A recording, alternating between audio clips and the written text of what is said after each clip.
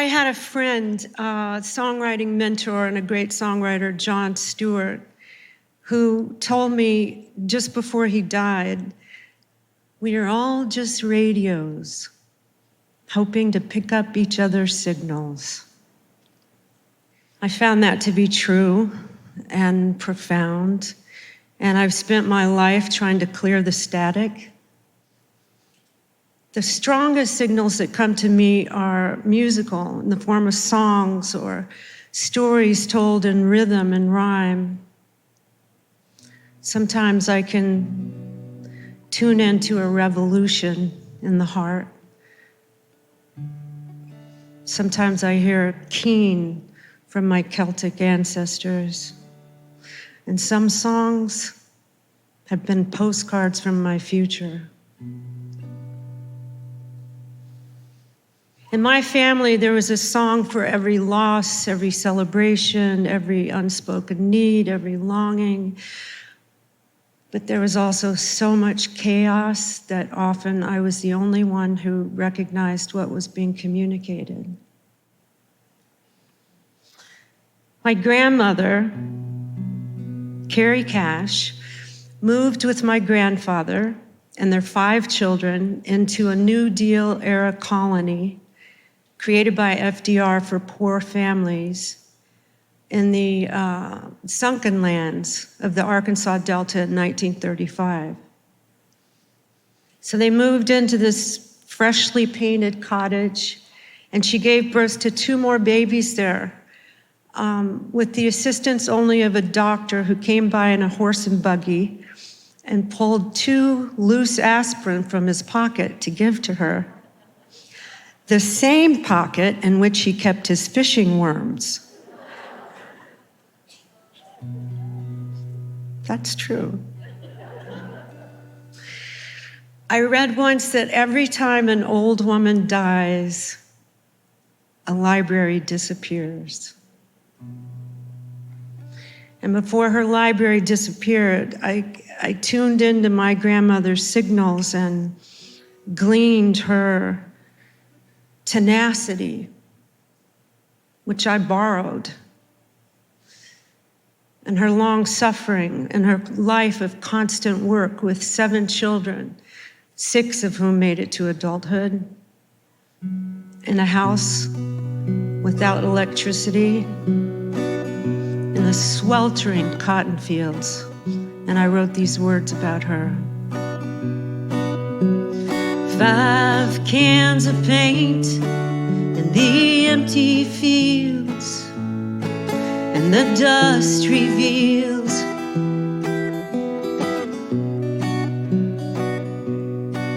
and the children cry, the work never ends, there's not a single friend.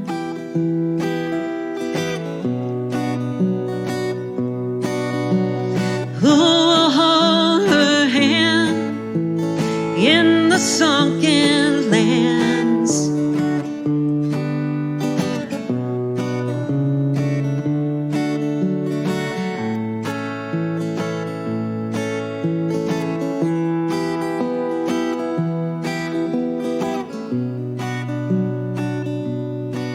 And the mud and tears melt the cotton bolls. It's a heavy toll. Oh, his words are cruel and they sting like fire, like the devil's choir. Oh,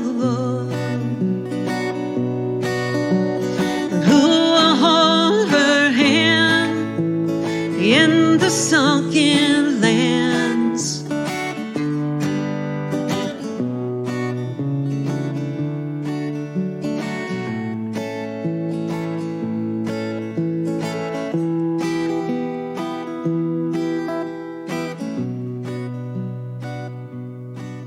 The river rises and she sails away.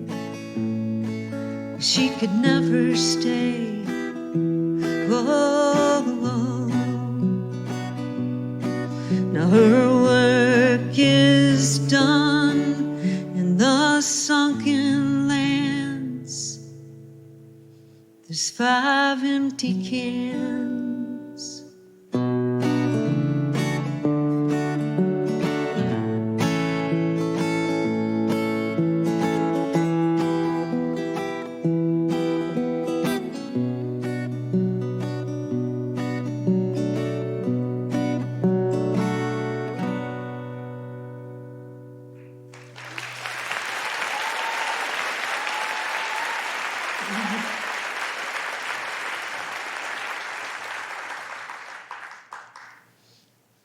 In 1992, I was writing a song about my divorce, which hadn't happened yet,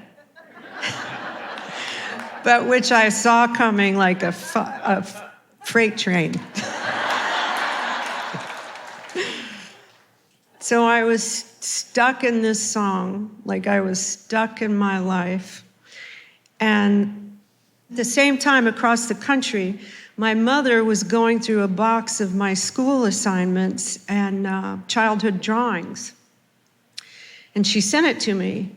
So I started going through this box, and I came across this yellowed paper, this school assignment I had done in the 7th grade in Catholic school on metaphors and similes. Now, I vividly remember the pleasure I took in that assignment because it was literally the only thing the nuns had ever given me to do that I enjoyed.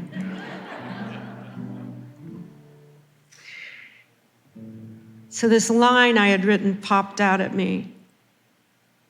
A lonely road is a bodyguard. What did it mean? I had even pasted a picture of this empty road next to the line. It was a metaphor. It wasn't a lonely road is like a bodyguard, a simile. It was the much more poetic, a lonely road is a bodyguard.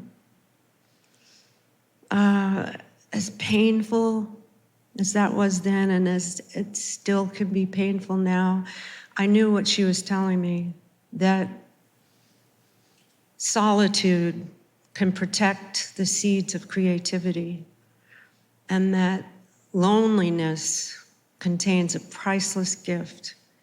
If we can tolerate the initial discomfort and avoid the seduction of despair. So my 12-year-old waved at me across the decades, saying that who I was who I would become. And I waved back, and I dropped her line right in the song I was writing.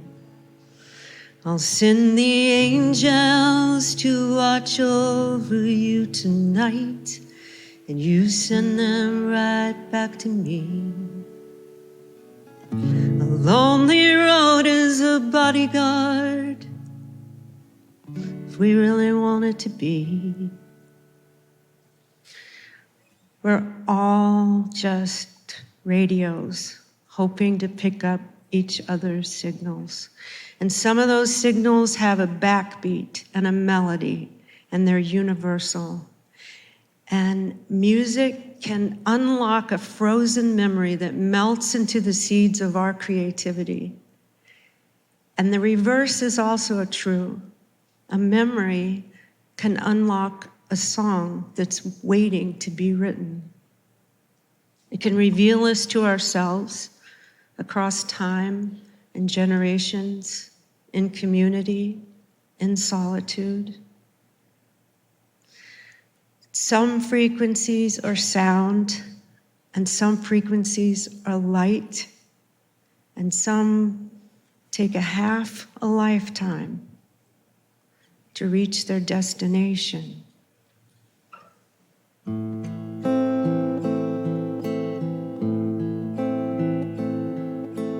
Light is particle and wave.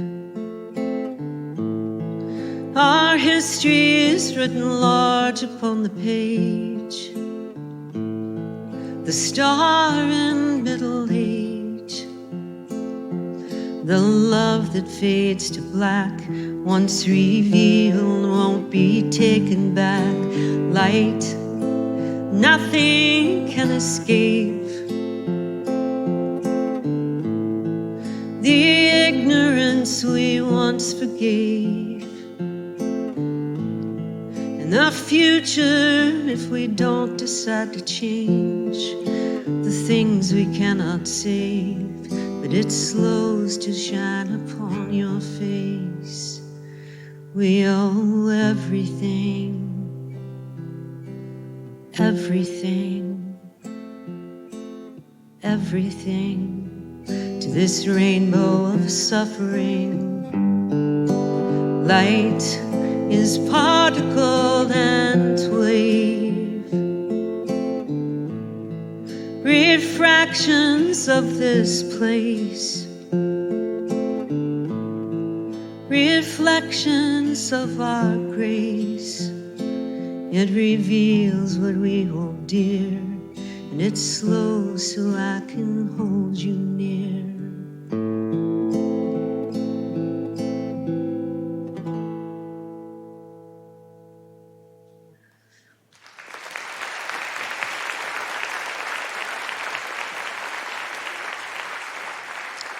There's one thing I know for certain, that we clear the static by being vulnerable and by telling the truth.